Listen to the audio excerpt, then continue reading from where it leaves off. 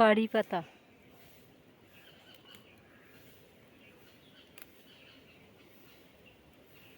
কত সুন্দর কারি পাতা তুলছি দেখুন।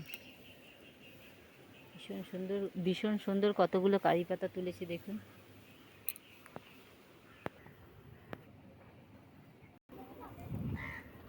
আমি কিছু নিম পাতা তুলেছি দেখুন। নিম পাতা দিয়ে আমি ওষুধ বানাবো গাছে দেওয়ার জন্য। আর এর সঙ্গে বিভিন্ন রকম জিনিস মিশিয়ে একটা ওষুধ বানাবো নিম পাতা দিয়ে। আমার কুমড়ো ফুলটা ঢলে গেছে, আমাকে বেলায় আসতে হয়েছে সবজি তুলতে, তাই এই দেখুন, এই যে এই গাছটা খুব সুন্দর বলে কুমড়ো ফুল গাছগুলো সুন্দর হয়। দেখুন ভেন্ডি হয়েছে, ছোট ভেন্ডি হয়েছে।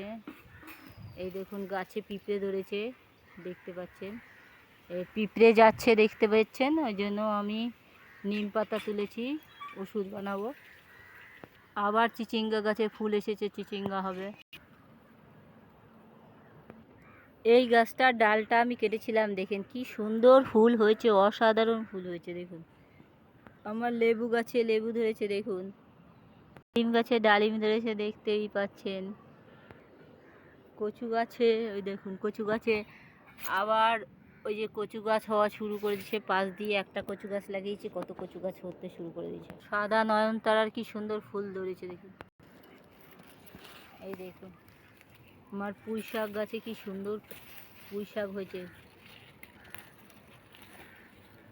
রোজ পুঁই শাকের আমি মাঝে মাঝেই পুঁই শাকের পাতা এবং পুঁই শাক ডাঁটা ডাঁটা সব তুলি, কারণ পুঁই শাকটা, শাকের মধ্যে পুঁই আর মাছের মধ্যে রুই একটা কথা আছে না। তো পুঁই শাকটা সবাই খেতে ভীষণ পছন্দ করে বাড়িতে, সেজন্য আমার পুঁই শাকটা প্রায়ই তোলা হয়। আর এই পুঁই শাক